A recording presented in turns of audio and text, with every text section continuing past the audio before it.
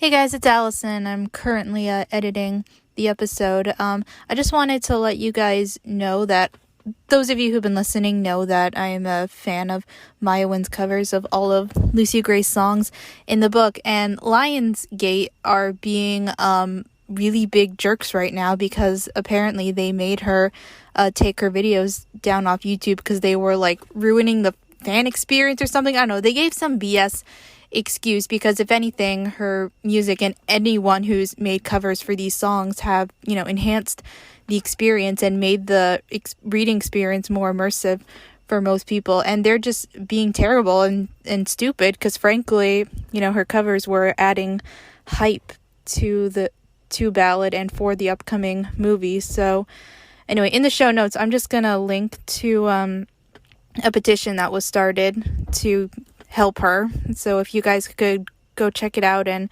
sign it, that would be a huge help. Anyway, on to the actual episode.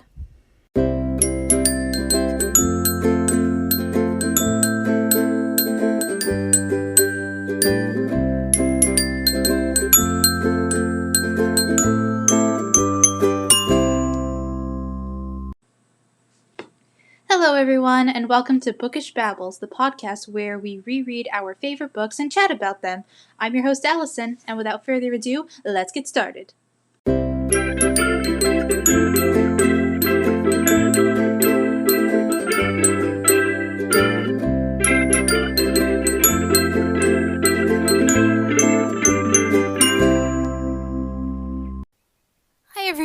Welcome to episode 6 of Bookish Babbles. Today we're talking about chapters 17 to 20 of the Ballad of Songbirds and Snakes, and we'll also be wrapping up part 2. Can't believe we're already finishing up part 2. It feels like I only just started doing this podcast, yet at the same time it also feels like I've been doing it a lot longer, though that's probably due to the fact that I've made so many book tag episodes. Oops. Then again, not sorry because they're really fun to make. And by the way, I keep forgetting to tell you guys, but if you're listening to this podcast on Spotify, I often attach a poll or question to most of my episodes, and it's a cool feature Anchor lets me do. Pretty sure I have one on almost every bonus episode, and a few on the regular episodes. But like I said, it's unfortunately only available on Spotify. And another cool thing Anchor lets me do is that I can pull music from Spotify, so I can add 30-second clips to songs on episodes. If you don't have a Spotify, then you can't listen to the episodes with music. So when I make bonus episodes like the Taylor Swift book tag, I end up making 2 versions, one with music that can be published on Apple Podcasts and then another for Spotify. So if you're on Spotify, that's why there's 2 versions of some episodes. How many times can I say Spotify in one sentence? That many times. Anyway, on to this episode. Like I said, we're covering chapters 17 to 20. So last week, Coriolanus is forced to rescue Sejanus from the arena, kills Bobbin while doing it. He's definitely messed up for life now. Gaul imposes her twisted philosophy on him. Lucy Gray and Jessup make an appearance, only to realize Jessup has rabies. And pain. So this week, creatures are released into the arena. Coriolanus may have cheated. Lucy Gray sings another song, and a victor is crowned. With all that being said, let's dive into chapter 17.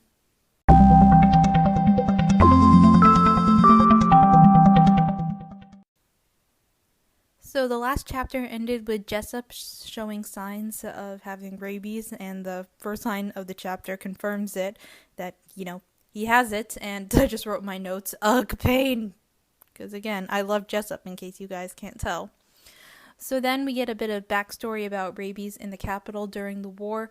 Basically, during the war, there was a shortage of medical supplies due to facilities being bombed and doctors were needed on the field, so people's healthcare plan wasn't ideal, and with food shortages, getting your pets vaccinated wasn't top priority for most people. No one knows how it started, but the dogs spread it, and eventually to people, and over a dozen capital citizens died before a vaccine program brought it under control. And By the way, if you find inexplicable bites on you, schedule an appointment to get a rabies vaccine right away. And if you find a bat in your room, even if you don't find any bites on you, you should probably schedule a vaccine anyway, because once the symptoms set in, it's not good. And I learned all this from listening to the Office Ladies podcast. So thank you, Jenna and Angela. So Lysistrata is sure that Jessup got it from one of the raccoons that bit him at the zoo, since the rats almost never spread rabies, according to her. And Suzanne set this up really well because, his bite marks have been mentioned in the past, and Lysistrata even brought him cream, not knowing what was actually wrong, obviously. And Corio notes that the symptoms set in pretty quickly. Lysistrata agrees, but Jessup had been bitten on the neck closer to the brain, and the quicker it gets to the brain, the quicker you die. And once the rest of the audience realizes that Jessup has rabies, they're all on edge, since this obviously brings back bad memories. Some low-key start panicking. One guy even screams, "He'll infect the whole city," even though he's trapped inside the arena, but whatever. Lucy Gray runs toward the concession stand. There's debris, and it creates a sort of obstacle course to help put more distance between her and Jessup. And Coriolanus also used this as an opportunity to send her water.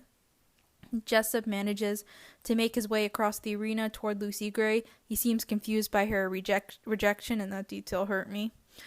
He tries to climb after Lucy Gray, but has trouble keeping balance, and he falls over a couple times, getting bloody wounds on his knees and temples, and he reaches up to her, clearly wanting her help, but she can't give it. On page 257, interesting description, it says, Lucy Gray remained motionless, watching Jessup with a pained expression. They created a strange tableau. Rabid boy, trapped girl, bombed-out building. It suggested a tale that could only end in tragedy. Star-crossed lovers meeting their fate. A revenge story turned in on itself. A war saga that took no prisoners. That's just beautiful writing. I just wanted to read that. But also, again, a lot of emotions for me, because this is not going to end well. And also, side note, Lucy Gray and Jessup would make a cute couple, I think. At least, better than her and Coriolanus. So, anyway, the drone carrying the water bottle for Lucy Gray shows up, and Jessup hits it away, destroying it, and he's scared of it, and he backs away, trips, and then goes straight for Lucy Gray, and she has to climb even higher to get away from him. And at this point, Coriolanus then remembers that rabies victims have an irrational fear of water, and thinks to send in a bunch of water bottles to try and scare Jessup away from Lucy Gray. Lysistrata stops him, saying she'll do it. After all, Jessup is her tribute, and if he can't win, she wants Lucy Gray to win. And at this point, Lucy Gray is now trapped where she is, Jessup moving closer and closer. Another drone with water is now coming toward them. Lucy Gray understands the significance of it and points it out to Jessup, getting him to turn around. And what happens next is pretty horrifying. A bunch of water bottles are now coming at Jessup. He swats them away, and when they crash on the ground and, shatter, water explodes, touches him, and the text says that he reacts to it as if it was acid that touched him. He runs down to the stands trying to get away, trips over a seat in the front row and falls over the wall onto the field, and ends up landing on the part of the arena where, with good audio, because everyone can hear his bones snap. And because this book really just wants Jessup to suffer, the fall doesn't instantly kill him. He dies more slowly and he has to suffer more. Why, Suzanne? Why? So Lysistrata is whispers under her breath she wants Lucy Gray not to let Jessup die alone. And don't worry, she doesn't. This annoys Coriolanus because he wants Lucy Gray to just get out of there, but he doesn't say anything because, Lysistrata's right next to him. And she uses the last of her money to send in some food. And Jessup appears to be paralyzed when Lucy Gray approaches him, but she's still careful to make sure that she stays out of his reach. And I'm going to read the last one of the last paragraphs on page 260. Jessup followed Lucy Gray with his eyes as she jumped the last yard onto the field, but he seemed unable to move. Was he paralyzed by the fall? She approached him with caution and knelt just out of reach of his long arms. Trying to smile, she said, "You go to sleep now. You hear, Jessup? You go on. It's my turn to stand guard." Something seemed to register her voice, or perhaps the repetition of words she'd spoken to him over the past 2 weeks.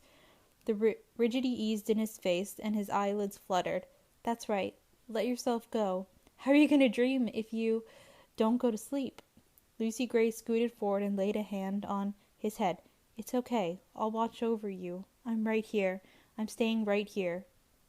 Jessup stared at her fixedly, as the life slowly ebbed out of his body and his chest became still. "That hurts. Rest in peace, Jessup. You did not deserve any of that." Also, I'm really glad Lucy Gray did stay with him. And I also have a headcanon theory that Lucy Gray and Jessup were friends, or at least on friendly terms back in 12.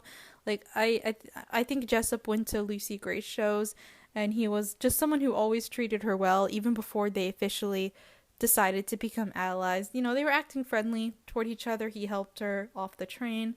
So I think they did have some kind of pre-existing relationship, even if they weren't close. Then they got closer during the couple weeks where they were in the zoo.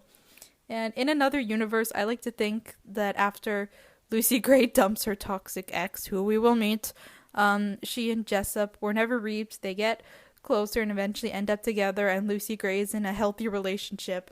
Then Coriolanus would have been mentoring someone he didn't get as close with, potentially, and he would have died under that beam when the arena got bombed. So it would have saved all of us so much trouble in the future, and Lucy Gray would be happy. Anyway, but we can't have nice things. So back to the actual events in the book. Lucy Gray drinks one of the water bottles, uses another to wash the foam off of Jessup's face, collects the food, and then disappears into the tunnels when she sees Reaper. Reaper lets her go, takes the last couple of water bottles. Corio notes that this is a good thing because, if other tributes are having a habit of stealing and scavenging things, it could provide a good chance for Lucy Gray to use the rat poison. Reaper also leaves Jessup's body alone because, he doesn't want to contract rabies himself. Lepidus, of course, comes over to interview Lysistrata, and he low-key panics when Lysistrata says that Jessup contracted rabies from the zoo. And I love Lysistrata just being done with him and basically telling him to F off. And she gives Jessup a nice send-off, and this is what she says about him on page 262. "What I'd like people to know about Jessup is that he was a good person. He threw his body over mine to protect me when the bombs started going off in the arena. It wasn't even conscious. He did it reflexively. That's who he was at heart, a protector. I don't think he would have ever won the games because he would have died trying to protect Lucy Gray." Well said, Lyssa. Then Lepidus ruins it and continues to be annoying because he immediately compares Jessup to a dog, and Lysistrata rightfully snaps back like the queen she is, and she says, not like a dog, like a human being. And it just makes me so mad that literally everyone we've seen in the book, except for Lucy Gray and Lysistrata, have dehumanized Jessup on some degree. Anyway, Lepidus wonders if Lysistrata was joking when she called Jessup an actual human being, and turns his attention back to the arena because he doesn't want to dive into anything controversial because, saying someone from the district is a human being? The scandal! Anyway, Lysistrata goes home. The remaining mentors are now kind of eyeing each other because with the plinth prize in play, they have an even bigger motivation for wanting to win. Lucky gives a rundown of who's left in the arena. Lucy Gray is declared the most popular, which, maybe not intimidating, but hey, it's the reason she has food, so can't complain too much, Corio. The mentors are given dinner and around 9 o'clock are sent home because nothing exciting is really happening, and they're just told to be there early the next morning. When Coriolanus goes home, the grandmam, she's already asleep. Tiger stays up waiting for him, and I'm going to read their conversation on page 266 to end the chapter. So it starts with Coriolanus saying, I know you want to hear about last night, he told her, but I'm afraid to tell you. I'm afraid you could get in trouble for knowing it. It's okay, Corio. Your shirt told me most of it. From the floor she retrieved the shirt he'd worn in the arena. Clothes speak to me, you know. She smoothed it out on her lap and began to reconstruct the terrors of his night, first lifting the blood-stained slit in the material on the sleeve. Right there, this is where the knife cut you.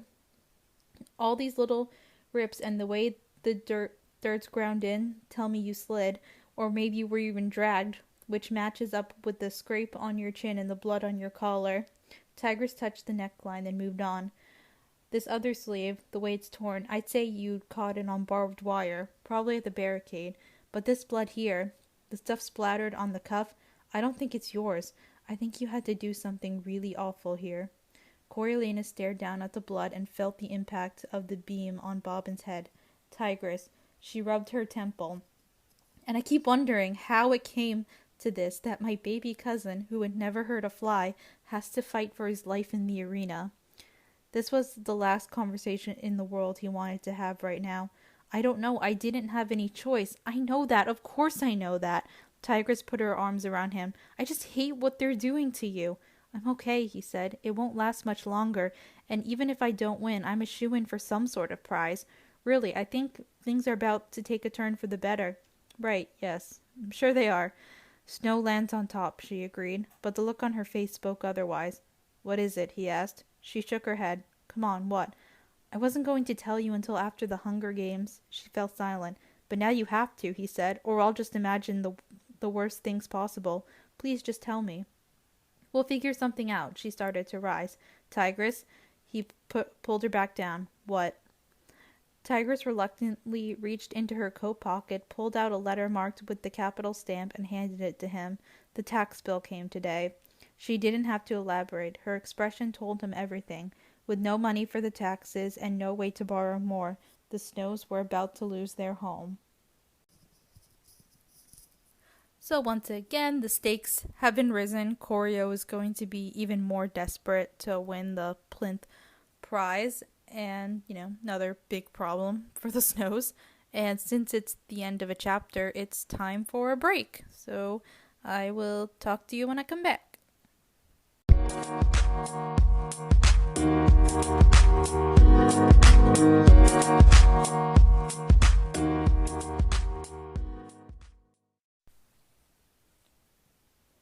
Okay, we're back. So I'm going to start by reading the first two paragraphs of chapter 18. Coriolanus had been in a state of denial about the taxes, but now the reality of his family's displacement hit him like a truck. How could he say goodbye to the only home he'd ever known, to his mother, to his childhood, to those sweet memories of his life before the war? These four walls not only kept his family safe from the world, they protected the legend of the Snow's wealth. He would be losing his residence, his history, and his identity in one fell swoop. They had 6 weeks to come up with the money, to scrape together the equivalent of Tigress's income for the whole year. The cousins tried to assess what they might still have to sell, but even if they sold every stick of furniture and every keepsake, it would only cover a few months at most, and the tax bills would keep showing up every month like clockwork. They would need the proceeds from selling their possessions, however paltry, to rent a new place. Eviction due to tax troubles had to be avoided at all costs. The public shame would be too great, too lasting, so move they must. So yeah, the taxes are here and it's not looking good. Coriolanus, wonders what they're going to do. Tigress tells him that he should just focus on the Hunger Games for now. Goes to bed. Next morning, the Grand Mam wakes him up with her singing. Tigress gives him tokens again to take the trolley because, what's the point in saving every penny? Now they can't afford the taxes anyway. When he gets to school, the remaining mentors are given tea and even some makeup for when they're on camera. Hilarious is complaining, though, because he hasn't seen his tribute, Wolvie, from 8. I don't think since the first day of the games, and he hasn't given her any food, and he's worried that she just might be dead in the tunnels, and he has no way of knowing, and he's just sitting there for no reason. This is probably why in the future the Capitol puts trackers in the tributes while they're in the arena, not only to obviously keep track of them, but so the game makers can know if a tribute is alive or dead. Lucky opens by recapping what happened the previous day. Coriolanus is called on to respond to the whole Jessup scare, and he compliments Lysistrata for how she handled the situation, which I appreciate. He also uses this as an opportunity to plug Lucy Gray, reminding the audience of how honorable she acted in Jessup's final moments, again trying to elevate her above other tributes, and how she kind of reflects on the Capitol's values and thus worthy of being the victor. And he clearly did something right because he gets a dozen more sponsor gifts. Then Pup loudly announces that he's going to deliver breakfast for Lamina, clearly just, kind of being an asshole, and doesn't like Coriolanus being the center of attention. But Corio is satisfied because Lucky doesn't get any new gifts at that moment. And then Reaper and Lamina have an interaction. So no one can hear what they're saying to each other, but after they're done talking, Reaper climbs up to the flag, tears a piece off, and naturally this pisses the audience off because it's the national flag, and it's a huge sign of disrespect to them. Some even want him punished in some way, but he's already in the games, so that's kind of the ultimate punishment. So when Lepidus asks Clemencia what she makes of that, she says that it was a stupid move because no one will want to sponsor him now, not that she's been sending him food anyway. Doesn't matter, though, because Lamina has Reaper covered. Reaper gives her a part of the flag she can use to protect herself from the sun because she's already getting pretty bad sunburn, and Lamina gives him some food. And then the unofficial career pack shows up, meaning Coral, Mizzen, and Tanner. Lamina points them out to Reaper, and he runs away. They sit in the stands, and their mentor sends them some food. Back in the studio, Lucky has a parrot named Jubilee, because why not at this point? He tries to get Jubilee to say, "Hi, handsome," to Dean Highbottom, and it's probably very cringy to watch, and I hope we get a scene like this in the movie. I'll need something to laugh at after I watch Jessup die. By the way, guys, part of me low-key hopes that they bring back Stanley Tucci to play Lucky. It would be so ridiculous, but so great. Plus, Caesar and Lucky are two different people, but I just love Stanley Tucci in that role. I would want him to come back and play, Caesar's father, uncle, whoever Lucky is supposed to be to Caesar. Anyway, I'm going to read their interview on page 273. So, starting with Dean Highbottom's line where he says, perhaps it doesn't find me handsome at all, meaning Jubilee. What? Ha, no, he's just shy in front of strangers. He held out the bird. Would you like to hold him? The Dean leaned back. No.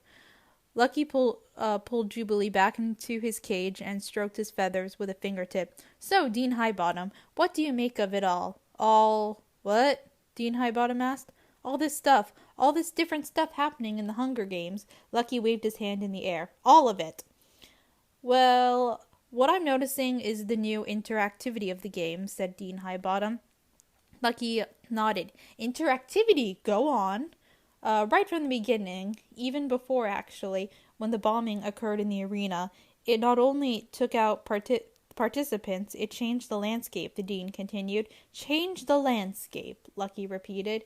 Yes, now we have the barricade, the beam, access to the tunnels. It's a brand new arena, and it's made the tributes behave in a brand new way, the Dean explained. And we have drones, said Lucky. Exactly right. Now the audience is an active player in the games. Dean Highbottom inclined his head toward Lucky. And you know what that means? What? Said Lucky. The Dean spoke the next word slowly, as if to a small child. It means we're all in the arena together, Lucky. Lucky furrowed his eyebrows. Huh, I don't quite get that. Dean Highbottom tapped his temple with his forefinger. Think it over. And then Jubilee finally says, hi, handsome. Yeah. How much do you guys want to bet Highbottom's a little high right now? Because I'm willing to bet that. So, anyway, after that, Lucky gives the weather report for each district, lunch is served, and then something exciting happens. The unofficial career pack, they make their way over to Lamina's beam. Clearly, they have a plan of attack, and spoiler alert, they succeed. So the 2 from 4, as in Coral and Mizzen, they give their tritons to Tanner, and then they each climb a metal post up to Lamina. Pup whines and complains that they won't make it, even though climbing up a mast on ships is what they do in District 4. Tanner is directing them, making sure that they reach the top at the same time, and they're climbing pretty successfully, and the whole time Pup is denying it, saying that they'll never make it. At this point, everyone is annoyed with Pup, so they want him to lose. Unfortunately, him losing also means Lamina is, forced to end her subscription to life. Lamina decides to go for Coral first, swings her axe, and Coral lowers herself a few yards. This gives Mizzen time to get to the beam. Tanner fails, though, multiple times to throw the Triton up so Mizzen can catch it. Lamina runs over to him, whacks his knee with the flat end of the axe. Mizzen loses his knife, his balance, and only just manages to catch himself and is now hanging off the beam. Coral's war cry is loud enough for the mics to pick up on it. When Tanner throws her the Triton, she catches it. Lamina gets a few swings in, but in the end, Coral stabs her with the Triton. Then Lamina falls off the beam and dies on impact, so rest in peace, Lamina. You did really good. Pup takes it like a sore loser, ignores Lepidus, takes his chair, and storms out of the hall, and Corio's pretty sure he saw Pup trying not to cry. Cora helps Mizzen climb down to rejoin Tanner, who then goes in for a high five or something, but it doesn't matter because Coral stabs him with a Triton, and Mizzen finishes him off with a knife to the neck, so yikes. Be careful who you trust in the arena. Tanner's mentor, Domina, by the way, is low-key passive-aggressive. When Lepidus interviews her, she praises Tanner for how well she did, then says, something along the lines of, he would have won if the District 4 pair hadn't taken advantage of his good nature, and just, side-eyes Festus and Persephone like it's their fault. Like they planned for that. Anyway, Jubilee the parrot is currently perched on a chandelier in the studio, and Lucky can't get him to calm down, which I respect that. In the arena, Coral bandages Mizzen's wounds, and they gather their weapons and then go back to the tunnel. Reaper starts lining up all the bodies next to each other, except Jessup, and drapes part of the flag over their bodies, makes part of it into a cape for himself to wear. Interesting fashion choice. Then again, maybe he knows it'll piss off the capital citizens, so good for him. Festus yells at Clemencia for not feeding Reaper. She snaps back again. Around 8 o'clock, they're dismissed, and Coriolanus heads down to the Citadel for his follow-up appointment with his stitches. When Gaul checks on him, she tells Coriolanus that his classmate Gaius Breen, who lost his leg in the arena, is now dead. She tells Corius to keep it to himself until they make it an official announcement, and she just wants him to prepare something to say for when the cameras turn to the students inevitably. And she also tells Coriolanus that there will be repercussions, and she's got an idea from Lucy Gray. And also reminds Coriolanus that he owes her a paper.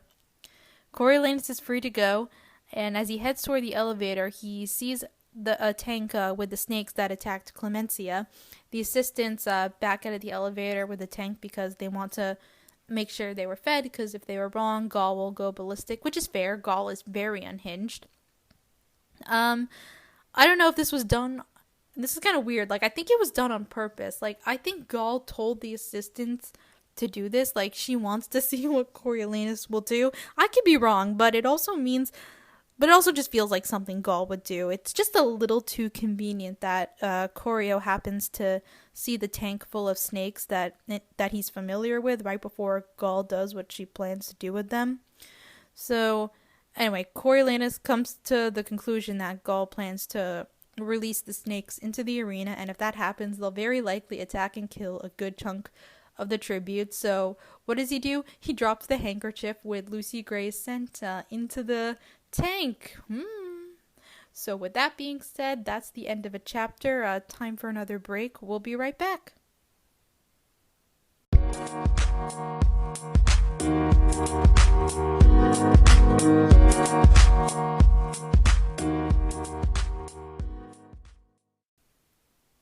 Alright, we're back. So, yeah.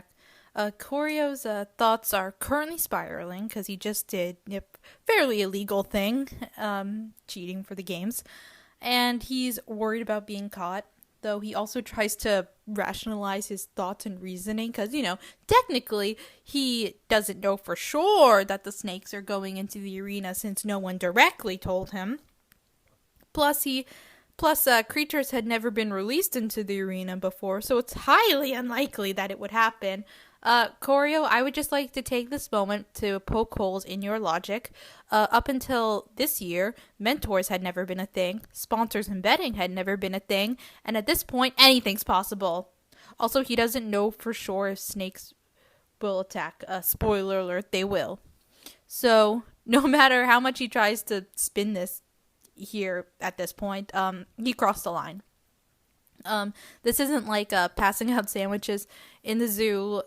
This is directly rigging the game so your tribute will win, Corio. But I'm also a hypocrite because I encourage this because I really want Lucy Gray to win. So sorry, not sorry. She's my favorite. Pretty sure I made that clear in episode 1. Then he has some interesting thoughts on page 285.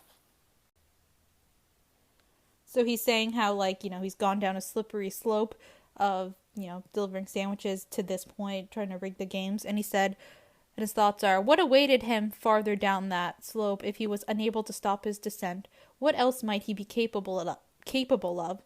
Well, that was it. It stopped now.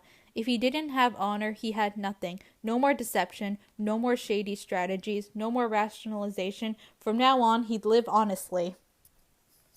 Him, living honestly. That plan epically fails. Really epically fails. Also, 2 seconds after this resolve, Corio, you decide to pop in to visit the Plinths under the pretense that you want to check in on your dear friend Sejanus, who's still recovering from his leg wound. But in reality, you're hoping the Plinths will give you some kind of reward for helping their son and keeping quiet about the whole thing. Irony!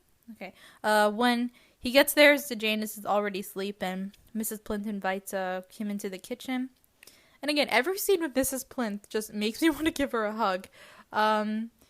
She's immediately, offering Corio, all kinds of different options for a snack, and she mentions that she makes custards for the Avoxes because they're easier to swallow.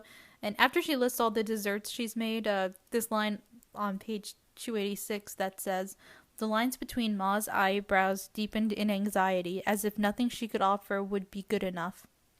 Again, I want to give this woman a hug. She's so lonely and isolated, and baking is her, way of dealing with all that. She knows it's something that she's good at, and she's hoping to use that to connect to more people, and I 100% understand this feeling. During 2020, during all the lockdowns, I did quite a bit of baking as a way to cope with everything. My most frequent dish was banana bread, by the way, guys. Chocolate chip banana bread, usually. And occasionally cookies and cupcakes. Chocolate cupcakes are my favorite to make. But yeah, I was stress baking, and I was always passing them out to my neighbors, like how Mrs. Plinth is constantly giving food to Corio, so I totally get why she's doing this. We also do learn that the only person Mrs. Plinth still keeps in touch with is her sister, which is nice. Glad she at least has someone to talk to besides her son and husband. Her sister even sent her a framed needlepoint of a mountain scene that's clearly set in District 2 because it has the words home on it, and Mrs. Plinth keeps it in the kitchen. Then Coriolanus is called upstairs because Mr. Plinth wants to talk to him. And on page 288, we get an interesting description of Mr. Plinth. The man stood at a fancy stone fireplace, his tall frame propped up by an elbow on the mantel, staring down into where the flame would be in another season. Now the hearth was cold and empty, and Coriolanus had to wonder what he saw there that would provoke the profoundly sad expression on his face.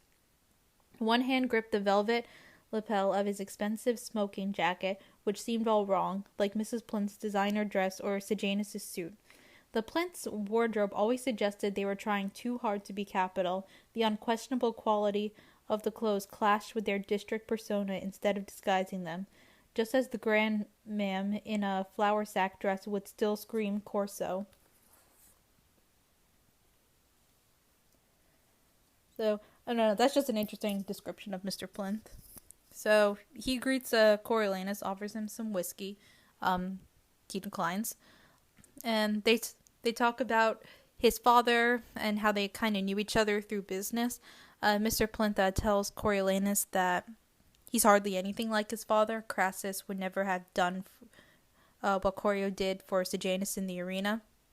Anyway, yada yada. Conversation ends with Coriolanus being thanked and not getting any kind of reward, which really annoys him, though he is given some more food and a ride home. When he gets home, Tigris makes some jasmine tea, and he starts working on the paper that Gaul assigned him. And these are just some of the thoughts he has. Chaos, extreme disorder, and confusion. Like being in the arena, Dr. Gaul had said. That wonderful opportunity, she had called it. Transformative. Coriolanus thought about what it felt like to be in that arena, where there were no rules, no laws, no consequences to one's actions.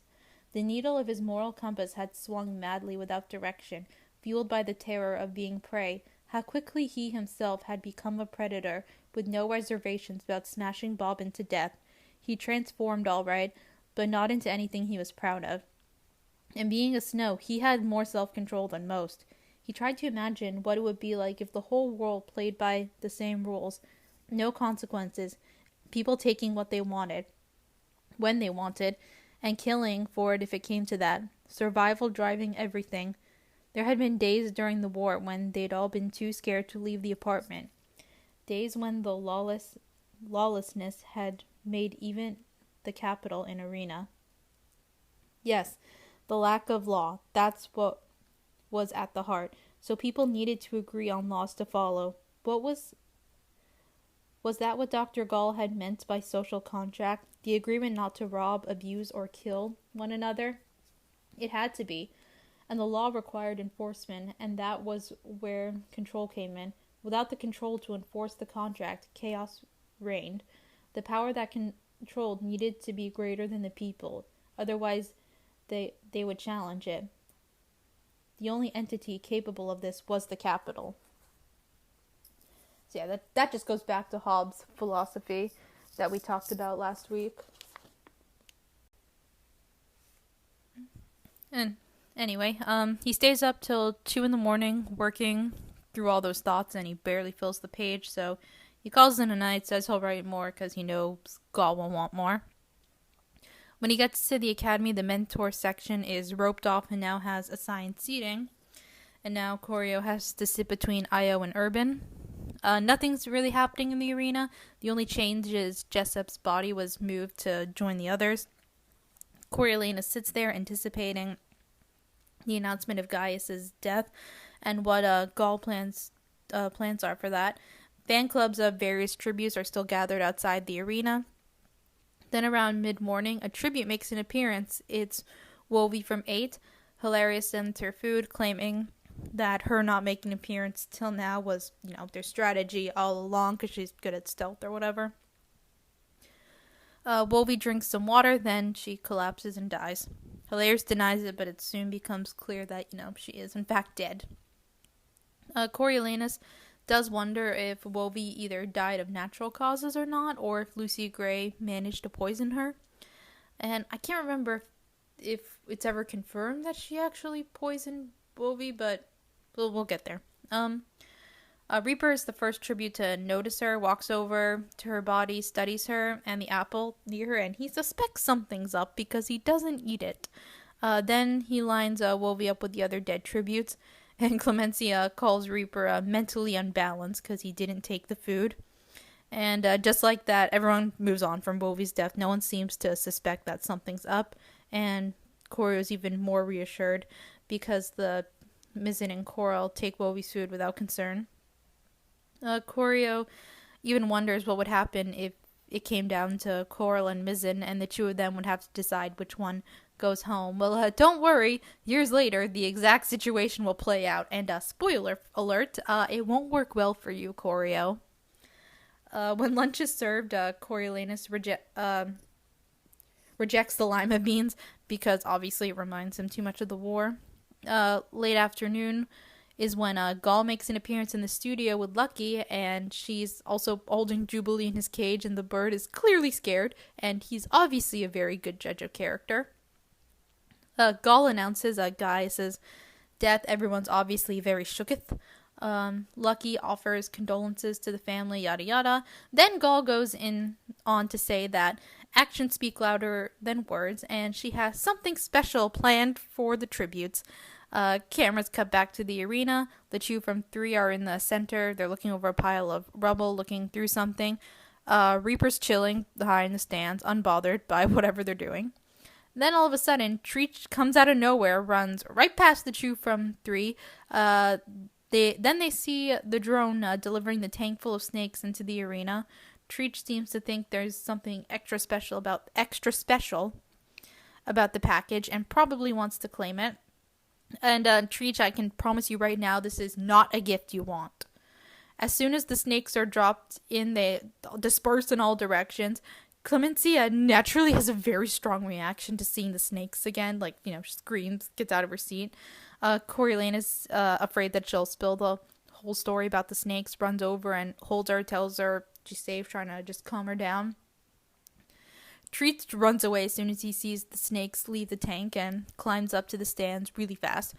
Tesley manages to run to one of the poles and climbs up a few yards. Kirk, on the other hand, not so lucky. He trips and the snakes overtake him, and it takes 10 minutes for him to die, which is just really horrifying. Lucky then asks Gaul about the snakes, and this is what she tells the audience. That there are mutations developed in the Capitol lab. They're only babies. When they're full grown, they can outrun a human, and they will be able to climb the post easily. So, great. And they're designed to hunt humans and reproduce rapidly, so even better! So, Treat climbs onto the scoreboard, Reaper on the roof of the press box, and then the mics pick up a girl screaming. For a second, we're scared it's Lucy Gray, but nope, it's Coral and Mizzen. They run out of the tunnels. Mizzen makes it to the pole across from Tesley to climb, and despite his bad knee, he does pretty well. Coral, unfortunately, doesn't make it. Tesley starts to slip and begs for Mizzen to help her. He doesn't. Then everyone in the hall shushes each other to quiet down because all of a sudden they can hear something. Lucy Gray emerges from the tunnel singing, and all the snakes are drawn to her. None of the snakes were inclined to attack her, though. In fact, she seemed to be drawing them from around the arena. The bunch under Tesley's pole thinned, a few dropped from the stands, and dozens slithered out of the tunnels to join in a general migration to Lucy Gray. They surrounded her, flocking in from all sides, making it impossible for her to continue retreating. The bright bodies undulated over her bare feet, curling around her ankles as she lowered herself gently onto a chunk of marble. With the tips of her fingers, she spread her ruffles out in the dust as if by way of invitation. As the snakes swarmed her, the faded fabric vanished, leaving her with a brilliant skirt of weaving reptiles. And with that cool and kind of horrifying image, because I'm scared of snakes, with that image in our minds, it's the end of another chapter. We'll take one more break, and then we will come back to talk about chapter 20.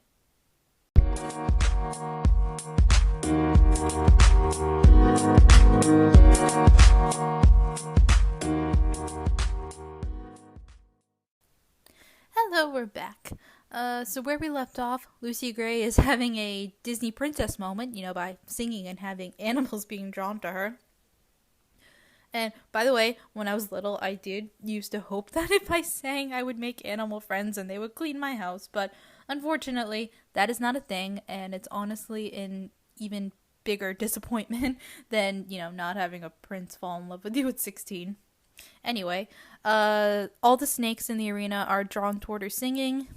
Even the ones who were about to close in on Tesley are drawn to the song, and the song being the old There Before, which I will, of course, link to some fan covers in the show notes. Lucy Gray obviously has no way of knowing how these snakes operate, since Coriolanus never got the chance to tell her about the incident with Clemencia.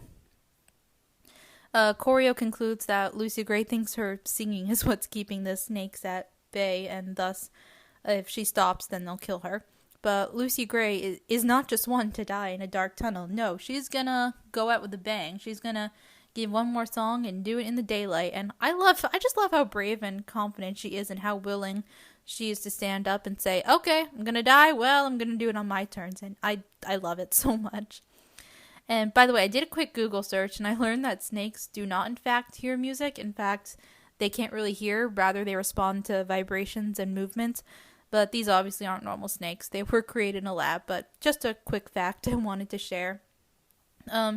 Meanwhile, in Heavensby Hall, the audience is swaying to Lucy Gray's song. They're having a good time. And when she finishes, the snakes begin to stir, but then Lucy Gray starts to hum a tune and they calm down. Cameras go back to Lucky and Gaul. Gaul is suspicious, but Corio can't read what she's thinking. Best he can do is hope that even if she does know about the handkerchief, she'll forgive him for such a dramatic outcome. They do a short remembrance for Gaius. All the mentors with dead tributes now leave the seated area. Coriolanus is surprisingly emotional, having Festus leave the group, so all the people he liked are now gone. Though he does eat with Persephone, he'd rather eat with cannibals than cutthroats. His words, not mine. The student body goes home for the night. The 5 remaining mentors stay. In the arena, Tesley disappears behind the barricade. The boys stay up in their spots, and soon it starts raining and thundering. Coriolanus and the other mentors decide to sleep in Heavensby Hall for the night. In the morning, Coriolanus decides he needs to find a way to reconcile with Clemencia because, if the Snows are about to lose everything, he's going to need some friends. He apologizes for not having visited her in the hospital, assures her he had no idea what Gaul had planned to do with the snakes. Clemencia thanks him for helping her when she freaked out and apologizes for being so hard on him and blaming him for so much. Breakfast wasn't served, but Festus shows up with egg and sandwiches for everyone. Persephone is very happy to see him. When the arena is visible, Tesley and Lucy Gray are nowhere in sight. The boys had stayed in their spot all night, but are now soaked.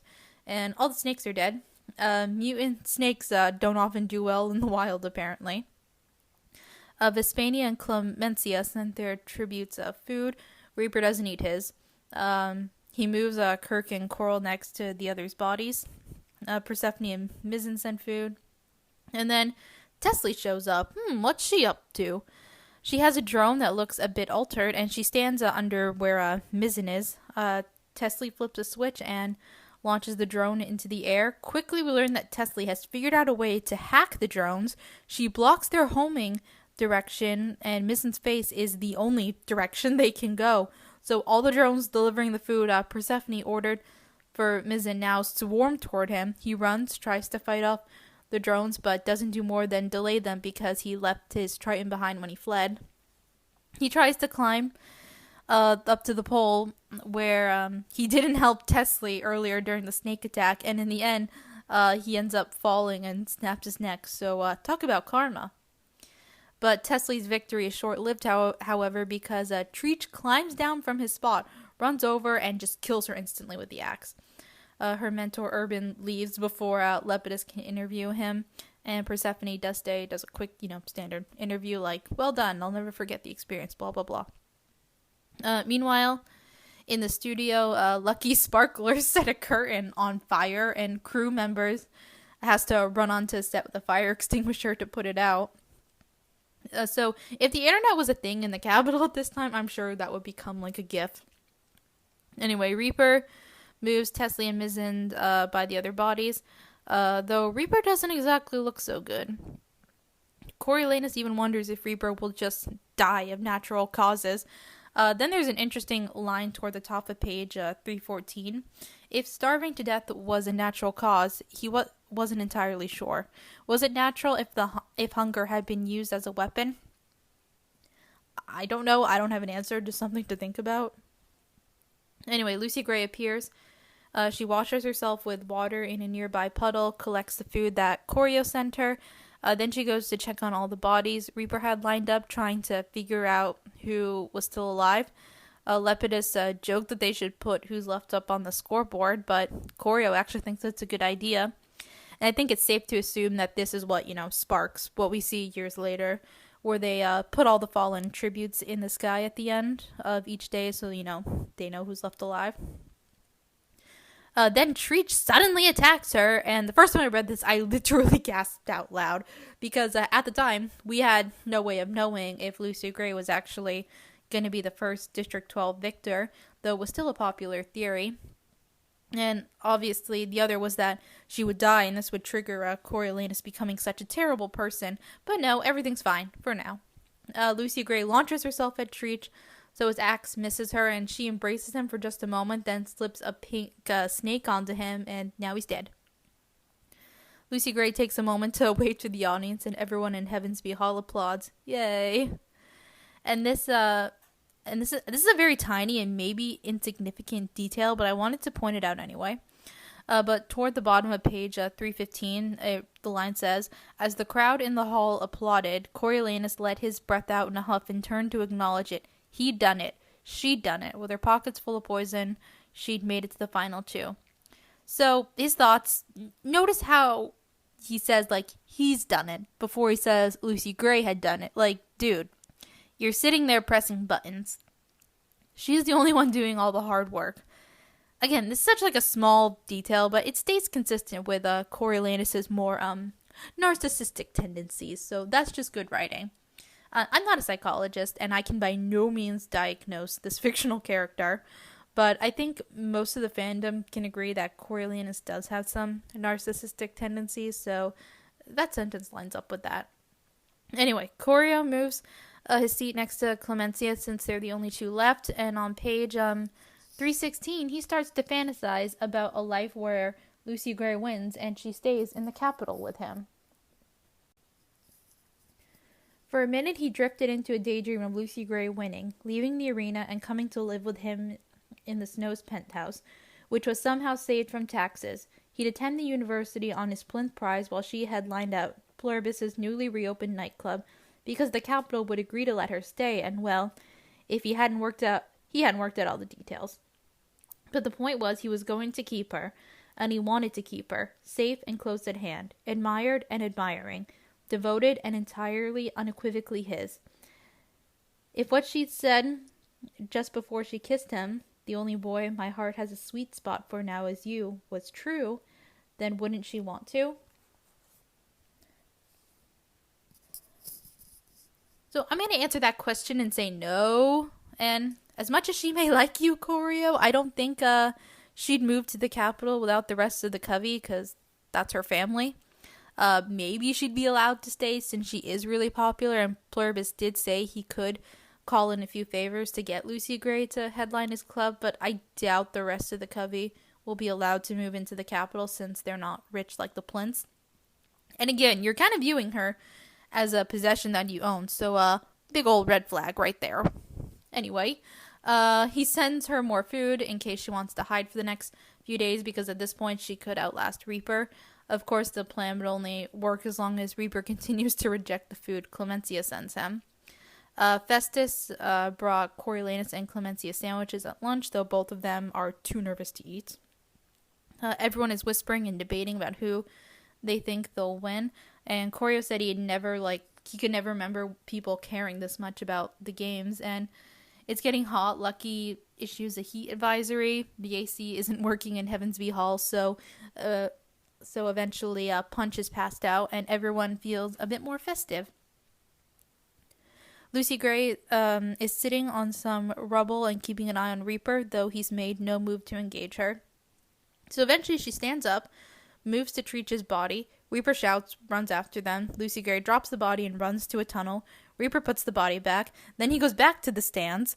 Lucy Gray then takes a piece of the flag off the bodies, shouts to get Reaper's attention, drops the flag, runs back into the tunnels. Reaper puts the flag back over the bodies. Lucy Gray takes another piece of the flag and runs, wanting Reaper to chase her, drops the flag in the middle of the arena and continues running. Reaper staggers around like he's drunk, drinks water from one of the few remaining puddles, vomits, collapses, and drags himself into the line of dead bodies. Was it rat poison? Likely, though though we know it'll get written off as, dying of a heat stroke since it's because of how hot it is that day. And Coriolanus and really everyone just kind of sits there wondering if the games are really over, not sure if Reaper is really dead. Half an hour passes, then Lucy Gray goes over, checks Reaper's pulse, and clearly doesn't feel one because she closes his eyes, places the flag over the other tributes. And from there, I'm going to read to the end of the chapter, because important shit happens.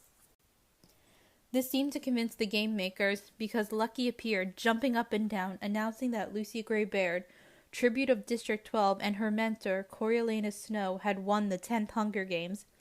Heavensby Hall erupted around Coriolanus, and Festus organized a few classmates to lift his chair and parade him around the dais. When they finally set him down, Lepidus hounded him with questions to which he could only reply that the experience had been both exhilarating and humbling. Then the entire student body was directed to the dining hall, where cake and pasca had been provided for a celebration. Coriolanus sat in a place of honor, receiving congratulations and downing more pasca than was good for him. So what? Right now he felt invincible. Soteria rescued him just as his head felt fuzzy, ushering him from the dining hall and directing him to the high biology lab. I think they're bringing your girl over. Don't be surprised if they put you on camera together. Well done. Coriolanus gave her a spontaneous hug and hurried for the lab, grateful for the moment of quiet. He felt his lips stretching into an insane grin. He had won. He had won glory and a future and maybe love too. Any minute now, he'd have Lucy Gray in his arms. Oh, snow lands on top. It most certainly does. He forced his cheeks to relax as he got to the door and straightened his jacket to help conceal the tipsy mess he actually was. It wouldn't do somehow to let Dr. Gaul see him like that. When he opened the door to the high biology lab, he found only Dean Highbottom sitting in his usual place at the table. Close the door behind you. Coriolanus obliged. Perhaps the dean wanted to congratulate him in private, or even apologize for abusing him. A falling star might one day have need of a rising one, but as he approached the dean, a cold dread washed over him. There, arranged on the table like a lab specimens, were 3 items: an academy napkin stained with grape punch, his mother's silver compact, and a dingy white handkerchief. The meeting could not have lasted more than 5 minutes. Afterward, as agreed, Coriolanus headed directly to the recruitment center, where he became Panem's newest, if not shiniest, peacekeeper. Dun dun dun! So just like that, Suzanne manages to pull the rug out from under all of us. I thought Coriolanus going into the arena was going to be the most unexpected thing in this book, but nope, we get this. And I'm really excited because now we're gonna talk about my favorite part of the book, part 3, which is called The Peacekeeper. I just love it because I love seeing District 12 again. I love the Covey, and we'll get more songs. So next time we'll be covering chapters 21 to 23. It's exciting. Don't forget to follow the podcast on Instagram, which of course is at bookishbabbles_podcast. Follow, subscribe, yada yada, all that good stuff. Feel free to send me an email with your thoughts on this chapter, previous chapters, upcoming chapters, you know the drill. Hope you guys have a great day/night, and I will talk to you soon. Bye!